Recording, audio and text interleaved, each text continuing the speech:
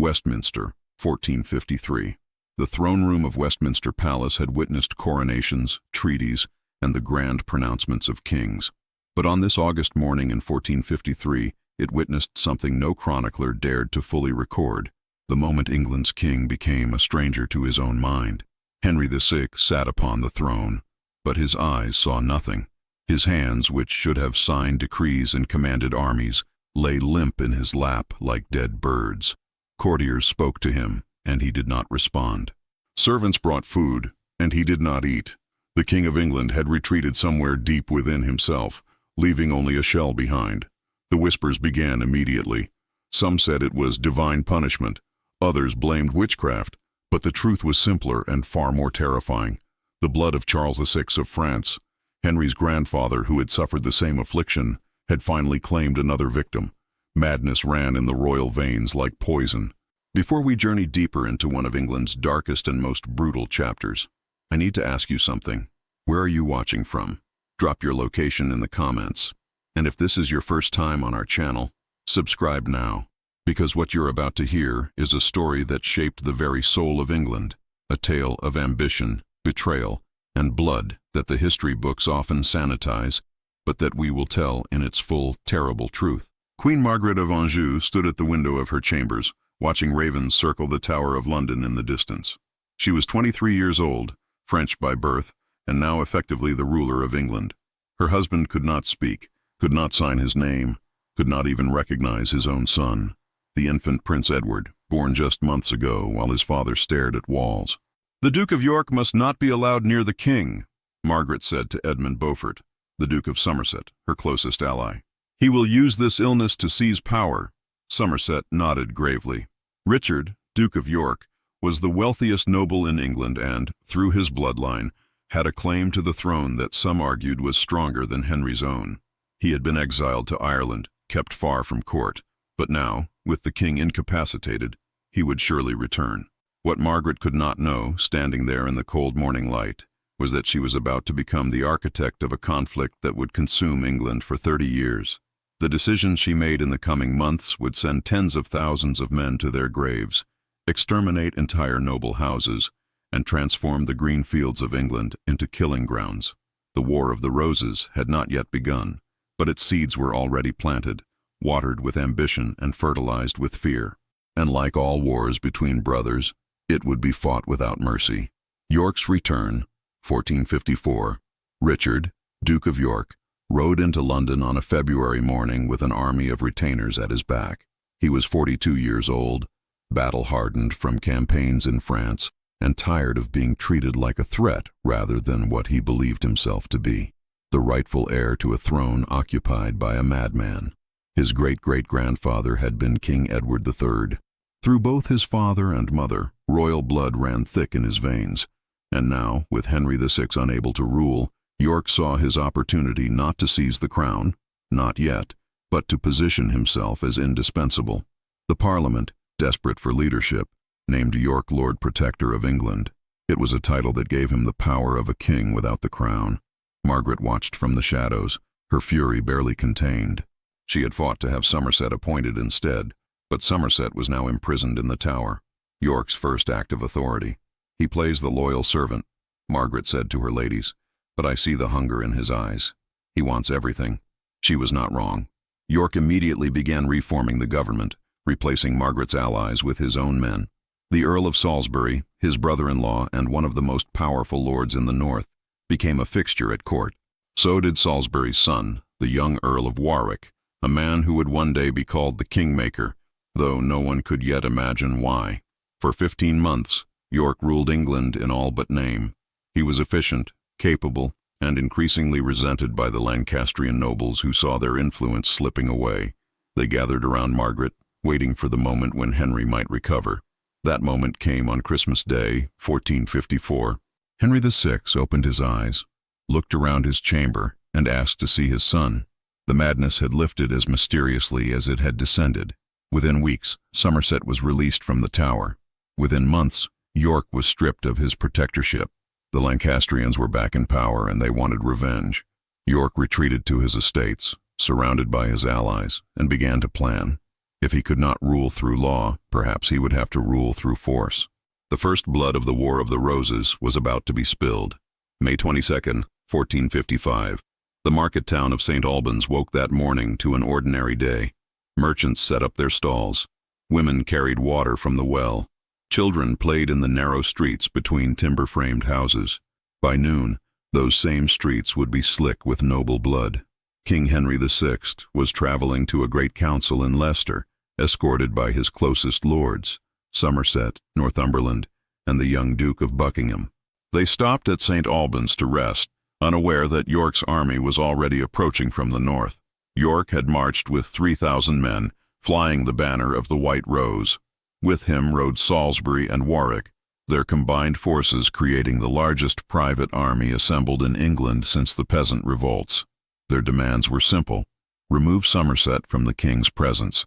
Their intention, however, was anything but simple. Negotiations lasted through the morning. York sent messengers demanding Somerset's surrender. Henry, confused and frightened, refused. Somerset himself drew his sword and swore he would never yield to a traitor. At 10 o'clock, the trumpets sounded. Warwick led the assault.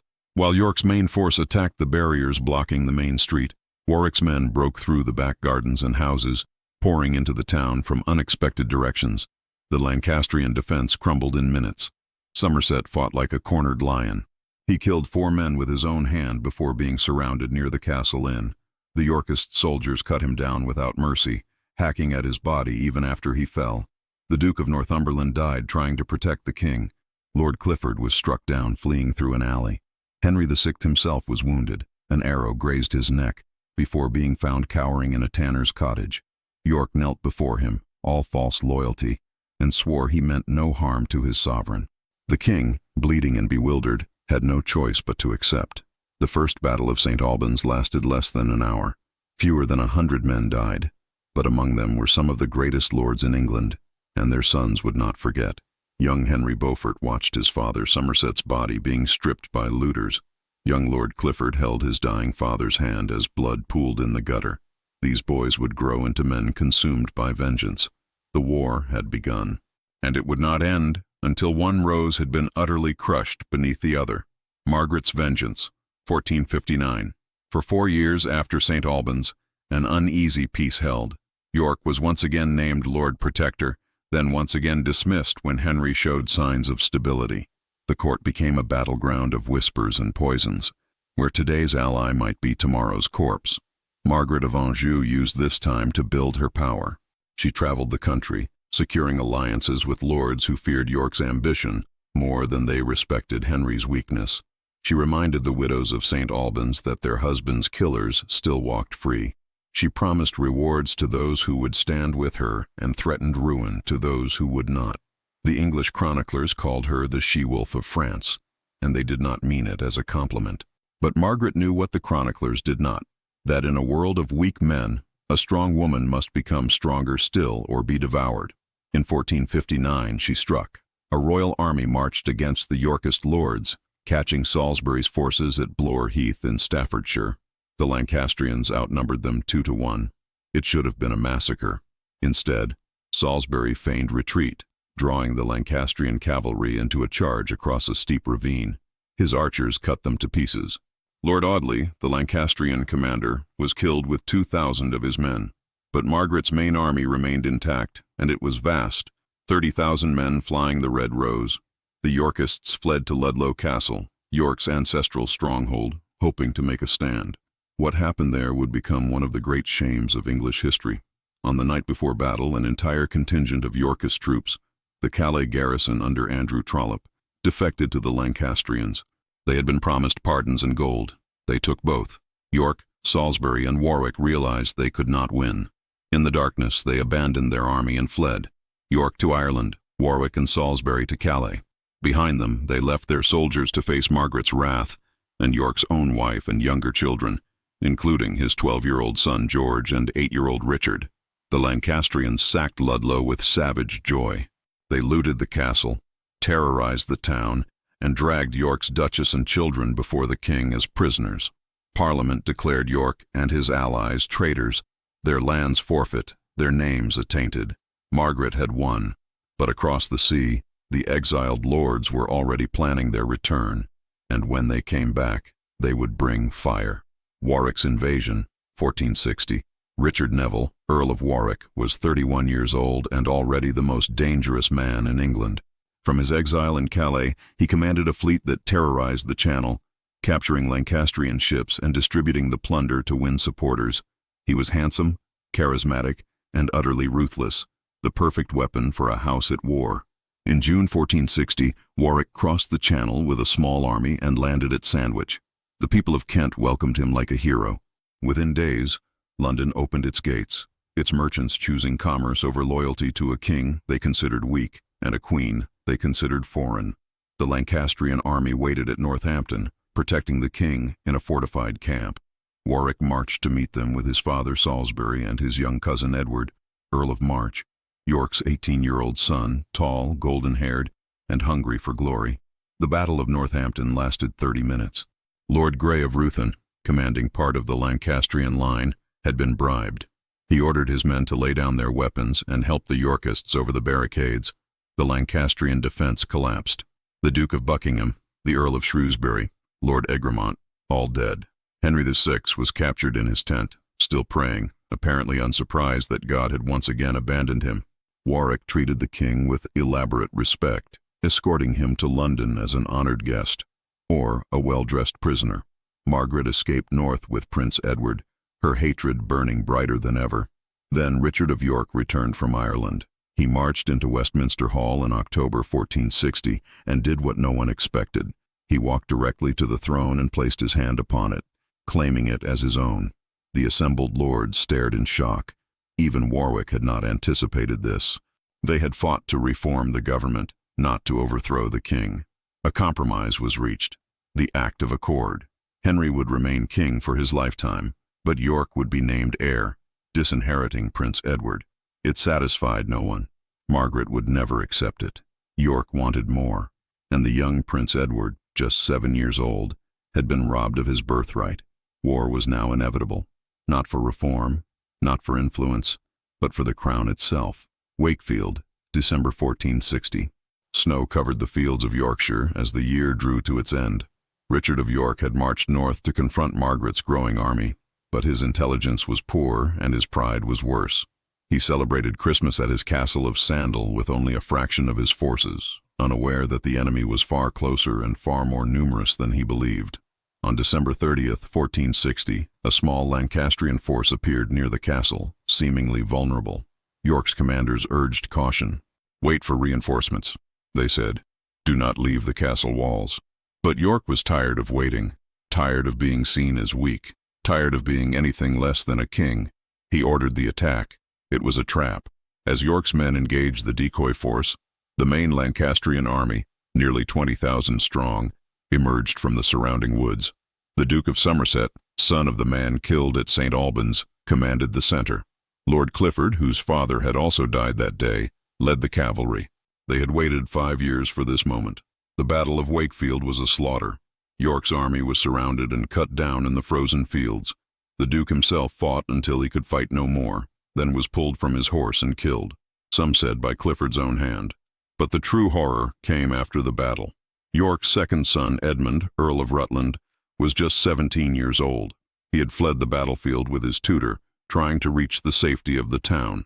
Clifford caught him on Wakefield Bridge. The boy begged for mercy. Clifford's response became infamous. "By God's blood, thy father slew mine, and so will I do thee."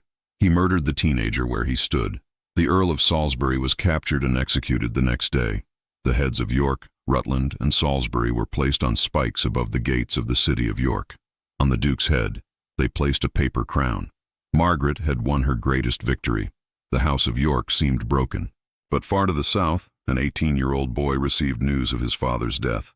Edward, Earl of March, now Duke of York, made a vow over his father's memory. He would have the throne, or he would have death. There would be no third option. Edward's rise, 1461.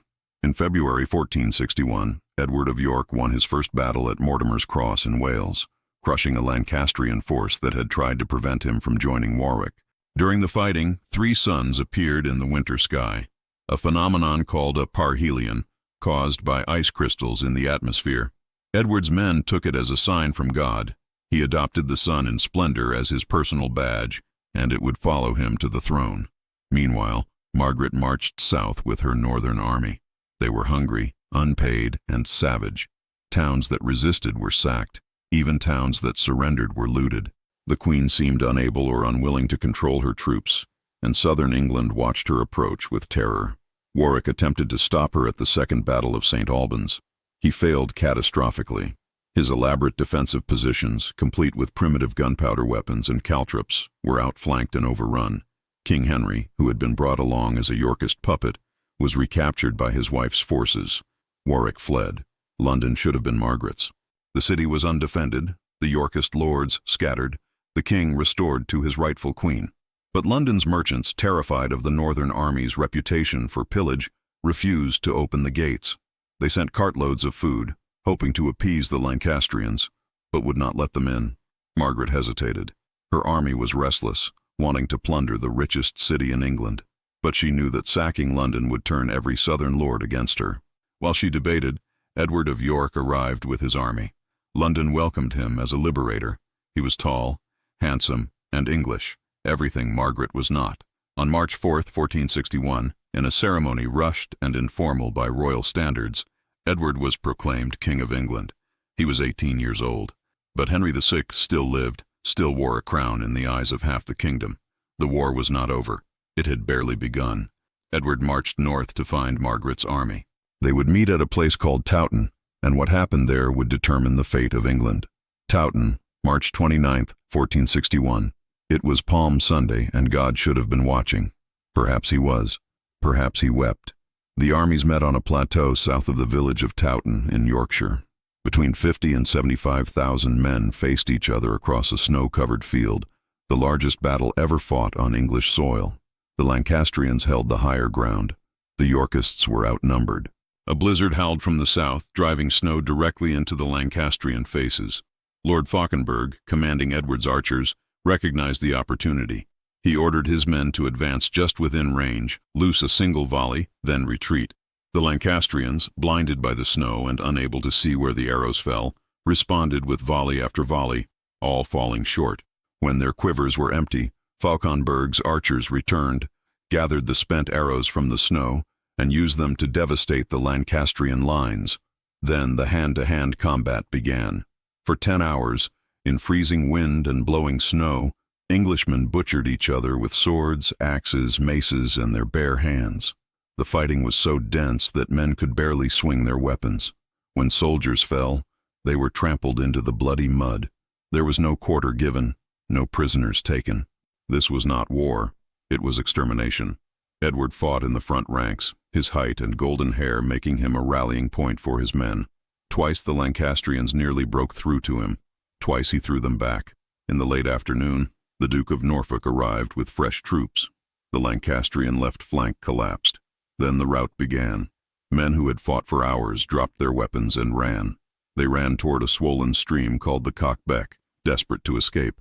They died there by the thousands, trampled, drowned, cut down from behind. The water ran red for days. Modern estimates suggest that 28,000 men died at Towton, 1% of England's entire population. Mass graves discovered in the 20th century revealed skulls split by axes, bones bearing the marks of multiple wounds. These were not the deaths of battle, but of massacre. Lord Clifford, who had murdered young Edmund of Rutland, was killed by an arrow through his throat. Divine justice, the Yorkists said. The Earl of Northumberland died. Lord Dacre died. The flower of Lancastrian nobility was destroyed in a single afternoon of slaughter. Margaret fled to Scotland with Henry and their son. Edward IV was now King of England in truth, not just in claim. But the roses were not yet done bleeding.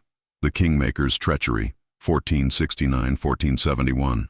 For 8 years, Edward IV ruled England with Warwick at his side. They made an extraordinary pair, the handsome, pleasure-loving king and the ambitious, ruthless earl. Together they crushed the remaining Lancastrian resistance, captured the fugitive Henry VI, and brought stability to a kingdom exhausted by war. Then Edward made a mistake that would cost thousands more lives. In 1464, the king secretly married Elizabeth Woodville, a Lancastrian widow with 2 sons, and an enormous family of ambitious relatives. Warwick, who had been negotiating a French marriage alliance for Edward, was humiliated. Worse, the Woodville family began accumulating titles and lands that Warwick believed should belong to him and his allies. The kingmaker decided to make a new king. In 1469, Warwick allied with Edward's own brother, the Duke of Clarence, and launched a rebellion. They captured the king and executed several of his Woodville relatives. But Warwick discovered what Margaret had learned years before. Holding Edward captive solved nothing. The kingdom would not accept a puppet ruler controlled by a mere earl. Edward was released, then faced another rebellion, then another.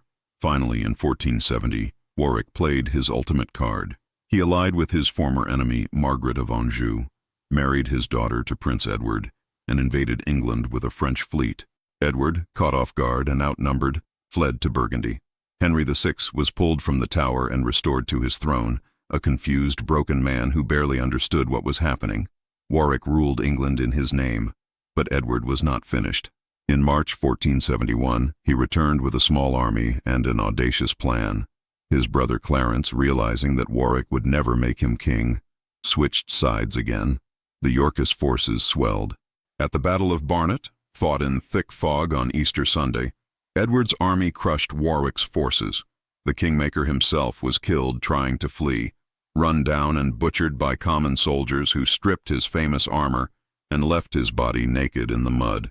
3 weeks later, at Tewkesbury, Edward destroyed Margaret's army. Prince Edward of Lancaster, the 17-year-old heir to the Lancastrian cause, was killed, whether in battle or murdered afterward. Sources disagree. Margaret was captured. Henry VI died in the Tower shortly after, officially of melancholy, actually of a dagger wielded, most historians believe, by Edward's youngest brother, Richard of Gloucester. The House of Lancaster was extinguished.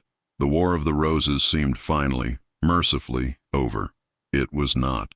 Bosworth Field, August 22, 1485. Edward IV died in 1483, probably of a stroke brought on by years of excess, and left behind 2 young sons, Edward, Prince of Wales, aged 12, and Richard, Duke of York, aged 9.